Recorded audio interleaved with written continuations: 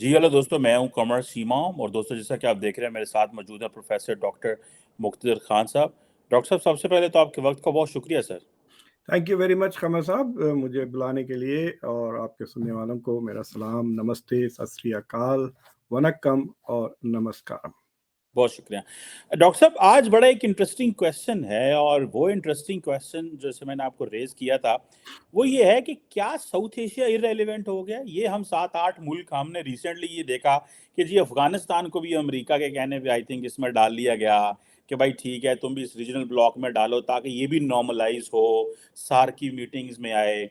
लेकिन अभी ऐसे लग रहा है कि जो साउथ एशिया है वो बिल्कुल इररेलेवेंट हो गया है और इंडो पैसिफिक की तरफ सारा कुछ जा रहा है। आप इसको कैसे देखते हैं? क्योंकि इंडिया तमाम साउथ एशियन ममालिक को इंडो पैसिफिक और इन चीज़ों में इन्वॉल्व कर रहा है, और वो क्योंकि जोग्राफिकली वो बनता भी वही रीजन है। सो ये जो क्वेश्चन है कि क्या साउथ एशिया इररेलेवेंट हो गया इंटरनेशनल पॉलिटिक्स में, how do you see this sir? सवाल बड़ा दिलचस्प है खमर साहब।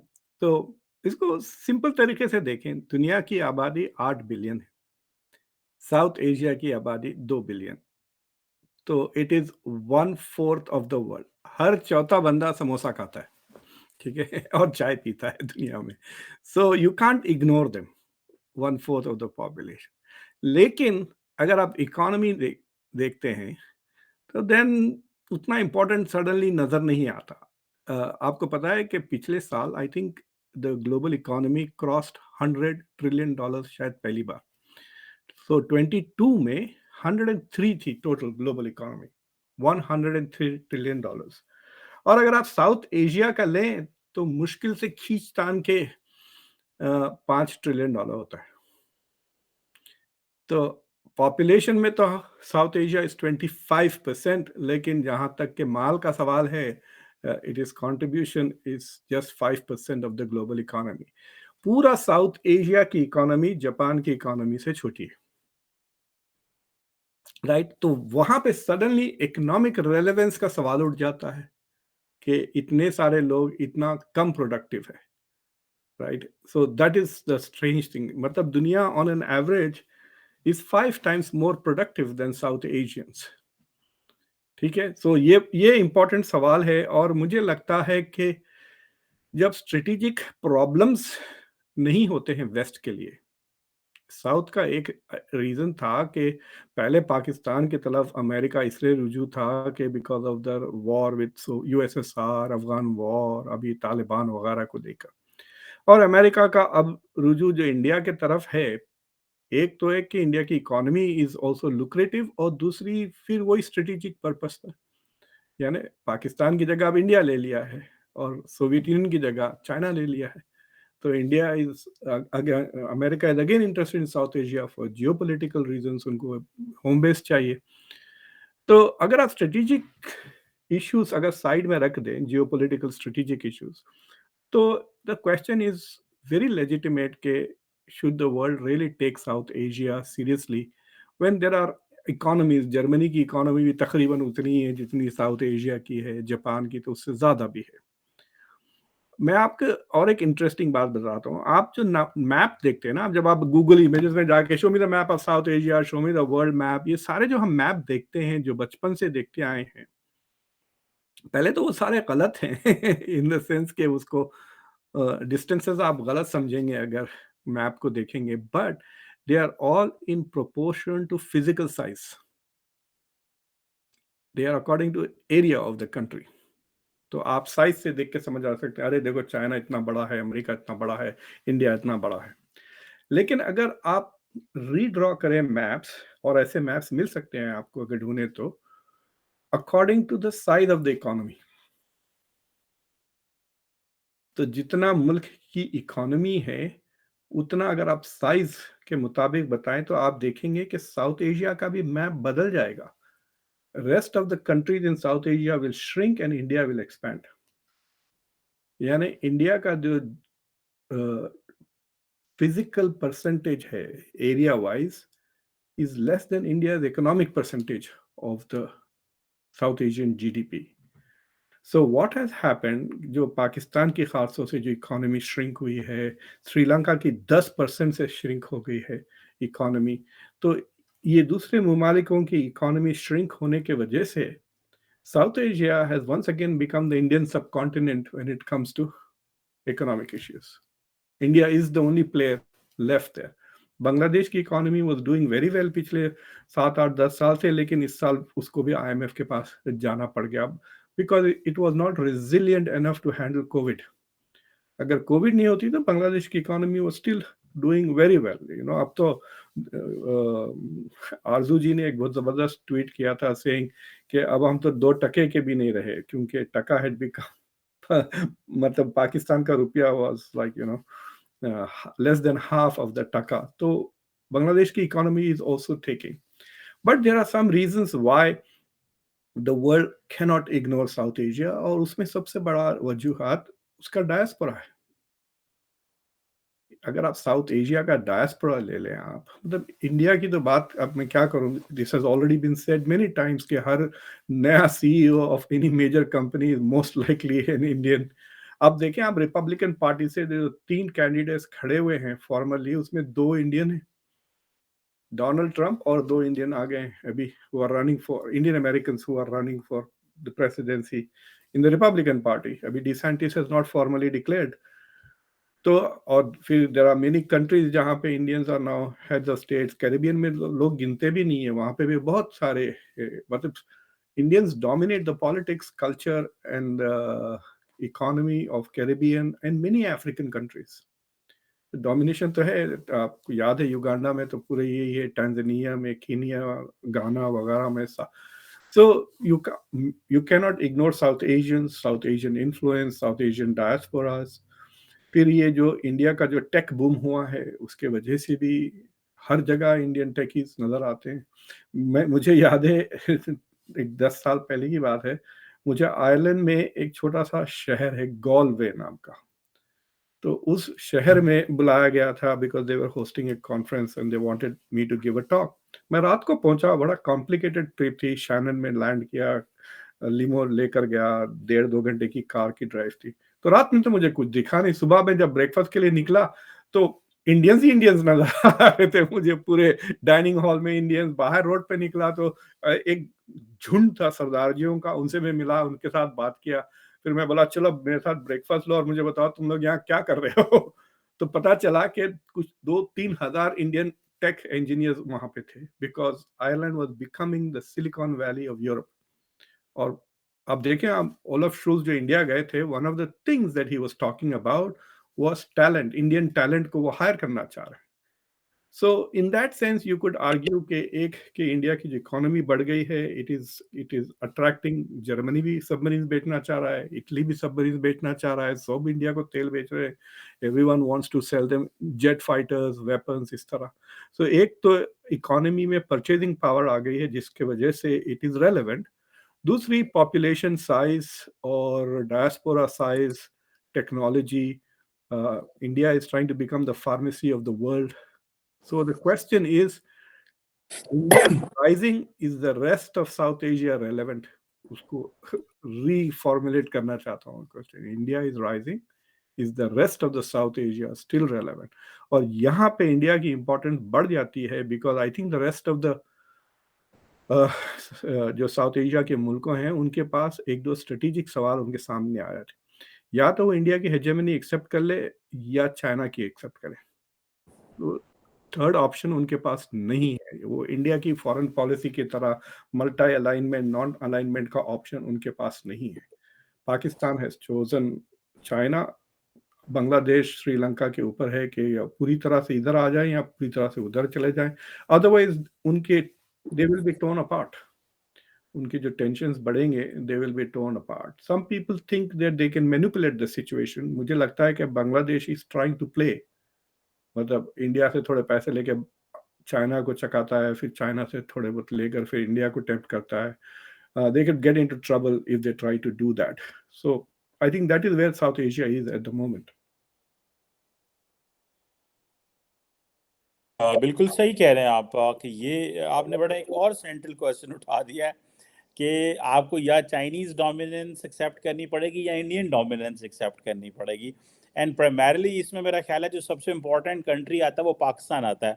क्योंकि बांग्लादेश ने भी एक्सेप्ट कर ली, श्रीलंका ने भी कर ली, मालदीव, भूटान, नेपाल, वो तो सब हो चुके हैं। So the only country which is left is जो कि पाकिस्तान है। इट हैज़ टू डिसाइड कि इसने वेस्ट के साथ भी रहना है और सारा वेस्ट इंडिया के साथ खड़ा हुआ है, एंड देन उधर चाइना के साथ हमने बल्कि China Pakistan economic corridor doctor साहब फेल करवा के चाइना को भी परेशान कर दिया है। अब वो इतनी बड़ी इन्वेस्टमेंट लेके आ रहे थे, हमने उनको भी परेशान कर दिया है कि वो समझ रहे थे कि इनके ऊपर हम पैसा लगाते हैं तो चलो शायद एक नई वो होगी, तो हमने चाइनीज़ को भी नाकाम कर दिया है। तो ये एक ऑलरेडी एक और नया क्वेश्चन इमर्ज होता है, ये जो आपने किया है कि पाकिस्तान इसको कर, मेरा नहीं ख्याल पाकिस्तान कर सकता है इंडियन डोमिनेंस को accept, looking at the environment, looking at the history, looking at the actors, जिसे आप कहते हैं ना, वो जो इंडिकेटर्स को अगर मैं स्टडी करें हम, तो ये तो इस तरह की चीज़ नज़र आती है। डॉक्टर साहब, ये जो अगले दिन इना रुबानी खर भी कह रही थी कि वो इंडिया जो है उसको इतना ज़्यादा वेपन्स दिया जा रहा है, आपको लगता है ये सिर्फ रेटरिक ही रह गई है, इसमें है तो कुछ भी नहीं है? ये बात तो 2005 में शुरू हुई थी, जब India US civil nuclear deal शुरू हुई, तो हम उस वक्त I was about to be student at international relations का, मैं स्टूडेंट बनने लगा था यूनिवर्सिटी में। तो हमने जो लिटरेचर पढ़ना शुरू हुआ तो न्यूक्लियर नॉन प्रोलिफरेशन के हवाले से, so we came to know about the discriminatory nature and इस तरह की चीज़ें जो थी। सो पाकिस्तान के पास क्या चॉइस रह जाती है? How do you see that Pakistan के पास क्या है अदर देन जैसे आज मैंने वीडियो की थी कि पाकिस्तान और इंडिया के 2 साल हो गए हैं सीज़ फायर एग्रीमेंट को मटीरियलाइज़ हुए एक्चुअली, जो कि जी बहुत बड़ी डेवलपमेंट है भारत और पाकिस्तान के बीच में, और जिसने मतलब किसी ने इसके ऊपर बात भी नहीं की, मतलब अमन की कोई बात नहीं करता, लड़ाई की सारी बातें करते हैं। So what are options which are left with Pakistan, क्योंकि दुनिया तो पाकिस्तान की कोई कंप्लेंट्स नहीं सुनती इंडिया के बारे में अब। देखिए, जो तो मैं आता हूँ आपके सवाल के लिए, लेकिन एक और एक पॉइंट से पहले मैं करना चाह रहा हूँ कि साउथ एशिया में इंडिया के अलावा the more interesting country is now Bangladesh, because of its, एक तो उन्होंने वो अचीव कर लिया जो आप नहीं करे, वो अपने पॉपुलेशन पे ठीक ठाक कंट्रोल कर चुके हैं, right? They are just 160 million, और आप जब 71 में they were bigger than Pakistan, west Pakistan in population, और आपका पॉपुलेशन तकरीबन 100 मिलियन ज़्यादा हो गया है बांग्लादेश से। दूसरी चीज़ ये है कि बांग्लादेश की literacy levels are much better than yours, उसकी इकोनॉमिक प्रॉस्पेक्ट्स वगैरह। तो ये सवाल मैंने शहाब से भी उस दिन हम ड्राइव कर रहे थे, तो मैंने पूछा कि भाई ऑल दैट इज़ फाइन, आपकी इकोनॉमी वगैरह सब वैसे डूब भी रहा है मुल्क पानी में, एनवायरमेंटल क्राइसिस वगैरह बहुत है, तो यू हैव दिस चॉइस, या तो आप इंडिया की हेजेमनी एक्सेप्ट कर लें और या चाइना, और उनके लिए प्रॉब्लम ये है कि उनके साथ, चाइना के साथ कोई बॉर्डर नहीं है, पूरा बॉर्डर सिर्फ इंडिया के साथ है, उनके साथ और किसी के साथ नहीं है, it is right in the middle of India. तो उन्होंने एक इंटरेस्टिंग बात की, व्हाट अबाउट द यूएस, कि हम इन दोनों को अवॉइड करके हम अमेरिका की हेजेमनी एक्सेप्ट कर लेते हैं। But America is not coming to South Asia as America, America is coming to South Asia as India's buddy and China's opponent. और जब तक ये रहेगा, the it is like saying कि ठीक है, I am the boss of the world, but लेकिन मेरा खलीफा साउथ एशिया में इंडिया है, right? So deal with India, आप इनसे बात करें, राइट? बड़ा अच्छा ड्रामा आपने यूज किया है। हाँ, तो अगर आप दरबार में आए अमेरिका के, तो वो कहिए नहीं जाए, मेरे बंदे से बात करें, आप वहाँ दिल्ली जाए, right? That is what is going to happen. So that is where I think this thing is, and I think from that perspective Bangladesh क्या करता है, क्योंकि बांग्लादेश डेट ट्रैप में अभी फंसा नहीं है चाइना के, ठीक है? तो वील सी व्हाट दे डड। इसलिए भी इंडिया का जो second highest foreign add allocation Bhutan के बाद है, वो बांग्लादेश के लिए है। इस साल की भी फॉरेन पॉलिसी बजट में आप देखें 550 करोड़ इंडिया ने एलोकेट किए। और जहां तक के हथियार वगैरह का सवाल है, आई थिंक पाकिस्तान इस मतलब it's a cliche, but wake up and smell the coffee की बात है। I think the country needs to wake up and it needs to smell the coffee, कि बहुत स्ट्रक्चरली कमजोर हो गया है Pakistan, relatively speaking. It's not a कमजोरी की बात नहीं, इट्स लाइक सेइंग कि बैट्समैन आउट ऑफ फॉर्म एक चीज है, बैट्समैन बैटिंग भूल गया वो और दूसरी चीज है, समझे ना आप? Out of form batsman can come back in the form, he just needs one good innings और वो आ जाएगा ना। तो पाकिस्तान स्ट्रक्चरली इतना कमजोर हो गया है। और देखिए, हर मुल्क के पास हार्डवेयर और सॉफ्टवेयर होता है। हार्डवेयर उसकी इकोनॉमी है, जिससे हार्ड पावर आता है, बेसिकली हथियार वगैरह। तो उन मामलों में तो बहुत पीछे हो गया है Pakistan. This is no comparison between India and Pakistan. Economy को ले ले, वेपन्स को ले ले, टेक्नोलॉजी को ले ले, there is absolutely there is no comparison at all. लेकिन जो सॉफ्टवेयर है, यानी मुल्क की यूनिटी हो, मुल्क की आइडियोलॉजी हो, मुल्क का डायरेक्शन हो, इन सारी चीज़ों में भी पाकिस्तान में एक किस्म से वो केओटिक हो गया है। डिस्कोर्स केओटिक हो गया है। पॉलिटिक्स का समझ में नहीं आ रहा है। एक दिन इमरान खान जेल भर रहे हैं, दूसरे दिन आपको आईएमएफ को रिसीव करना है। See all kind of, like it's like मुल्क को ना फोर्सेस अंदर से और बाहर से छीड़ रहे हैं, फाड़ रहे हैं।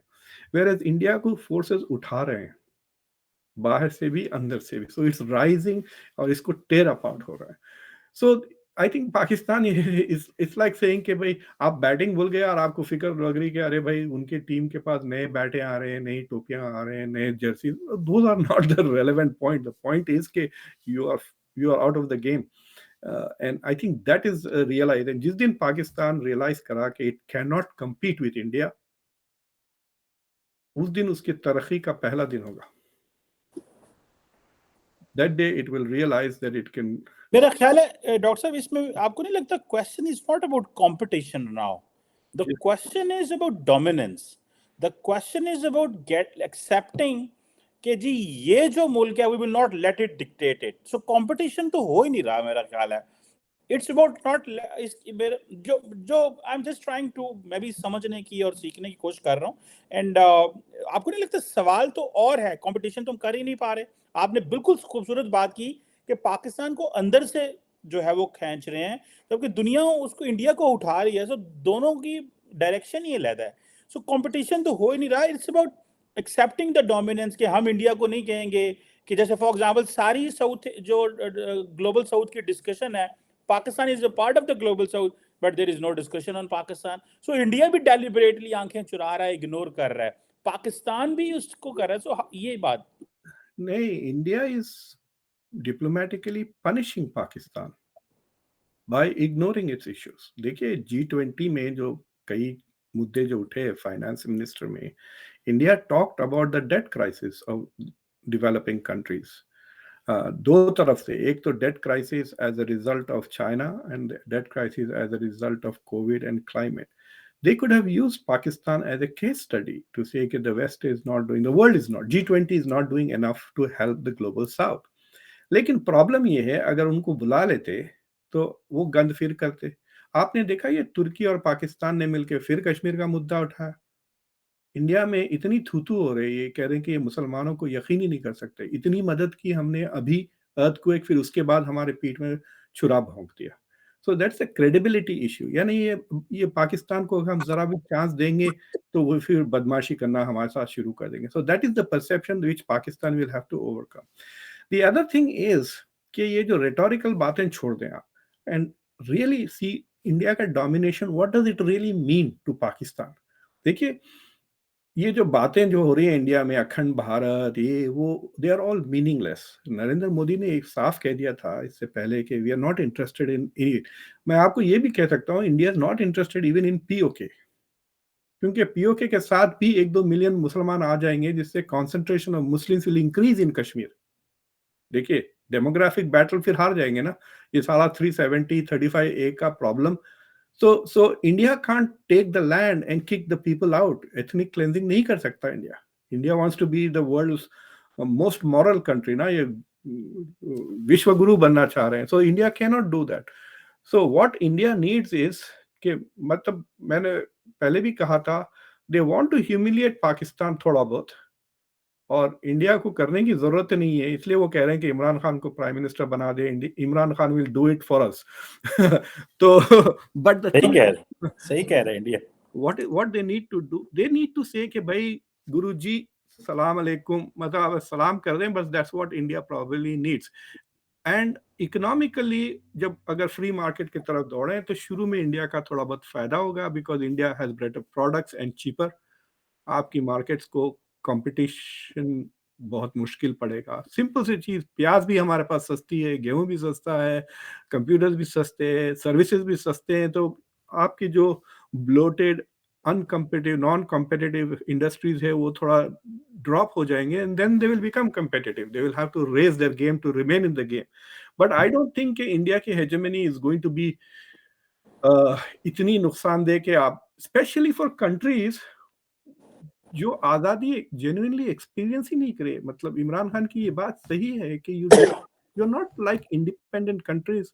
इट इज, मैं एक इंडिया में एक बहुत ही ब्रेव और इंटेलिजेंट खातून है जिनका नाम है अंबर जैदी। तो मैं उनके शो पे कह रहा था कि पाकिस्तान घर के बाहर बगैर महरम के निकलता ही नहीं। पहले अमेरिका का महरम था, फिर उसके बाद चाइना। तो बस मैं यही कह रहा हूँ कि it's nothing new to you, you have a big daddy, you have a sugar daddy. America को छोड़ दें, चाइना को, इंडिया को पकड़ लें, it will be more beneficial. That's the point. उससे इंडिया का तो बहुत फायदा हो गया ना। देखिए, ये जयसीमा साहब ने भी कहा था कि India can never become a global force until the entire neighborhood cheers for India. तो इंडिया अगर लीडर एक्सेप्ट कर लेता है साउथ एशिया में, तो इंडिया को बहुत मदद मिलेगी। It will have partners in the UN, it will have partners everywhere. Global south सारा इंडिया के पीछे आ जाएगा, because such a big segment of the global south is in India. तो इन दैट सेंस पाकिस्तान का जो डॉक्टर साहब, आपको मैं यहाँ काम पे है जी, ये जो आप बात कर रहे हैं ना, इसमें कि आप इंडिया को लीडर मान लें या इंडिया को सलाम कर लें, even India will not like it. उसकी भी एक वजह है। द रीजन बिहाइंड इज कि much of the India's unity, particularly जो द इनकम्बेंट पॉलिटिकल पार्टी है, much of this unity comes from Pakistan. So ये फैक्टर भी बहुत सारे लोग इसको डिस्कस करते हैं। Do you think this is relevant? देखिए अगर पाकिस्तान,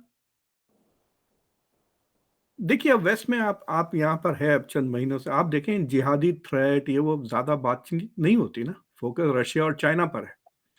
तो इस तरह से अगर इंडिया में भी पाकिस्तान एज ए थ्रेट खत्म हो जाता है, तो it might weaken the Hindutva parties. समझिए, हिंदुत्व का जो मोमेंटम है, a lot of it is, मतलब फ्यूल उसका एंटी इस्लाम, एंटी मुस्लिम, एंटी पाकिस्तान है, उसके बेसिस। लेकिन तो ये मुस्लिम तो तो है। इंडिया के अंदर है ना। हाँ, असल में जो लार्जली जो डिस्कशन है वो तो जो मुस्लिम इंडिया के अंदर है, हाँ, रादर द लेकिन मुस्लिम्स इन जो पाकिस्तान। टेररिज्म की जो बातें करते हैं वो पाकिस्तान की मिसालें देते हैं ना।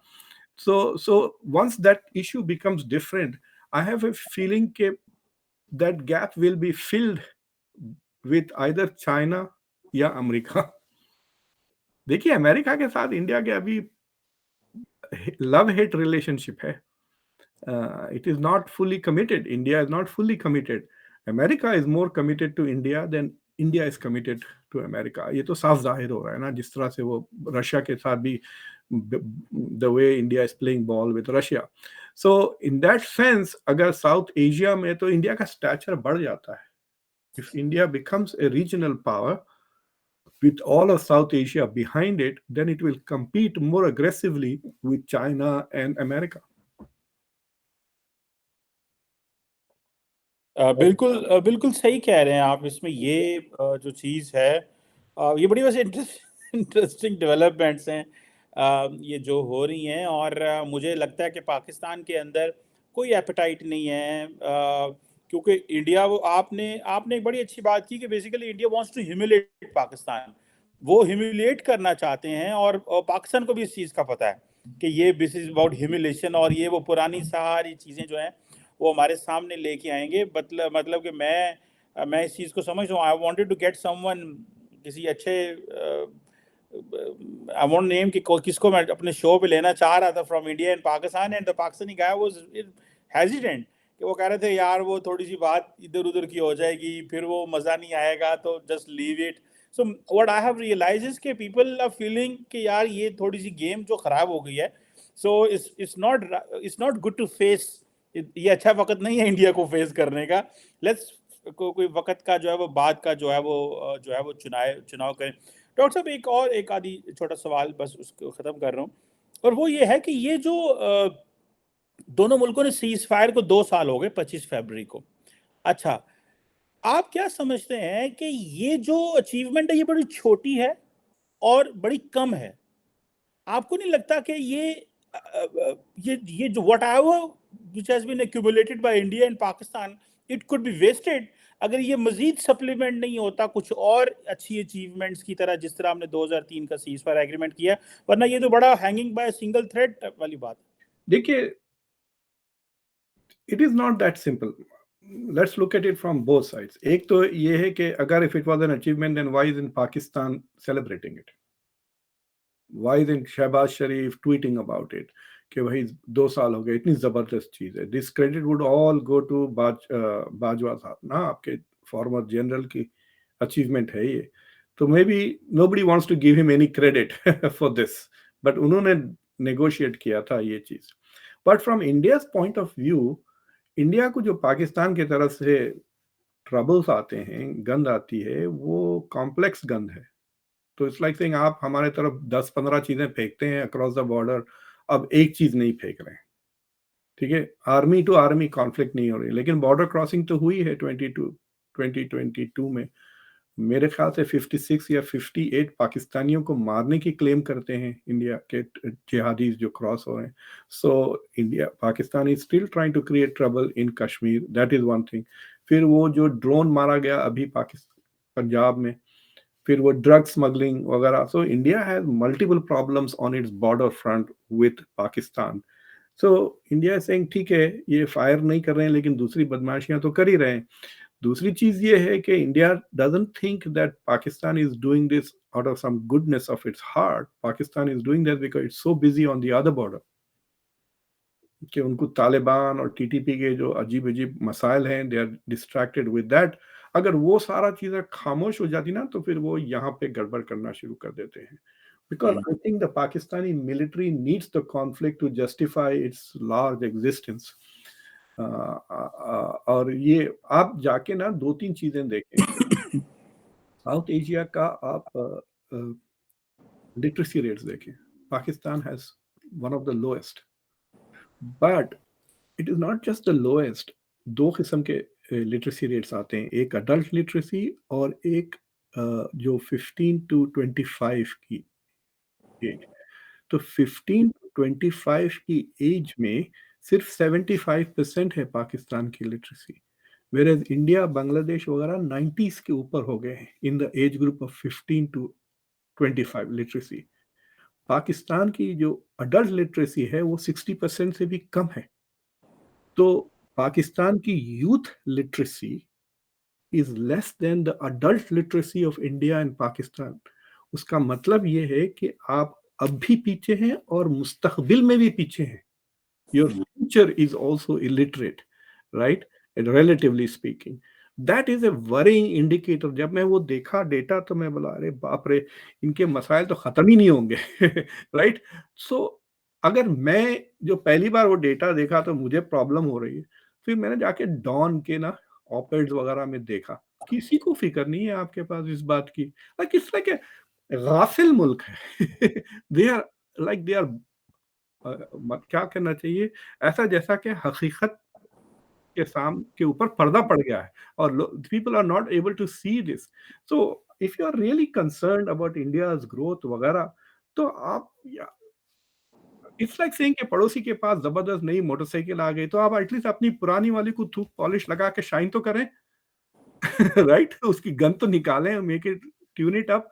हो सकता है it might outperform the new one, but ये सब चीजें नहीं हो रही हैं। That is very, I mean these are all science of bad governance and lack of focus वगैरह। बट जो बेसिक एलिमेंट्स है, जो मैंने शुरू में भी कहा था, जो फंडामेंटल स्ट्रक्चरल चीजें हैं, उसमें पीछे होते जा रहे हैं। आप देखिए इंडिया में जो एजुकेशन का एक्सप्लोजन हुआ है पिछले 30-40, लोग भूल जाते हैं। मैं आपको शर्त से कह सकता हूँ कि शायद मेरा जो शहर है Hyderabad, it has more engineering colleges than Pakistan as a country, and it might also have just as many medical colleges as Pakistan as a country has. तो अगर आप इंडिया के एक छोटे छोटे शहरों में जाके देख लें आप, मैं अभी किसी को सुन रहा था, वो कह रहे थे कि जब इंडिया ने कहा कि हम G20 250 शहरों में रखेंगे, पीपल वर वेरी सरप्राइज कि क्या 250 शहर भी है इनके पास, क्योंकि दूसरे मुल्कों में सिर्फ 5-10 4-5 शहर, अमेरिका में अगर होता तो ठीक है, हम 25-30 शहर में रख सकते हैं ज्यादा। लेकिन not only that, but India now suddenly has many cities with airport access. आप इंफ्रास्ट्रक्चर देखें और शहर में कैपेबिलिटीज हैं to host this events. So I have a feeling कि जब तक आप इस तरह ना बहुत सीरियसली सेल्फ डायग्नोसिस ना करें कि जो स्ट्रक्चरल इश्यूज जो कमजोर हैं, आई don't think that they can complain. और आप उसको छोड़ दें, आप दुनिया को छोड़ दें, you might end up becoming the most underdeveloped and the poorest country in South Asia. बिल्कुल सही कह रहे हैं। मैं इसमें ये जो आप बेसिकली आपने सही कहा कि बेसिकली ये जो एजुकेशन के इंडिकेटर्स हैं, ये डिटरमिन करेंगे कि आपके पास वर्कफोर्स किस तरह की आएगी, कौन लोग हैं जो मुल्क चलाएंगे, कल को कौन से लोग हैं, और आबादी बढ़ती जाएगी, ये पढ़े लिखे कम होते जाएंगे। मैं कल सोच रहा था कि सारा जो हमने ह्यूमन कैपिटल है वो तो मदरसों में लगा दिया।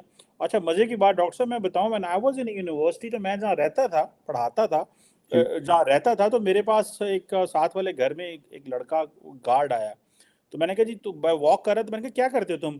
उसने कहा जी मैं पता नहीं कौन से मदरसे से क्या किया हुआ है, और मैं इस्लामाबाद आया हूँ, और मैं यहाँ पे एक्विवेलेंस लिया है हायर एजुकेशन कमीशन से कि ये जो मेरी इस्लामिक डिग्री है इसको 16 ईयर्स के एजुकेशन के करार दे दो, और मैंने करवा भी लिया पर मुझे नौकरी नहीं मिल रही।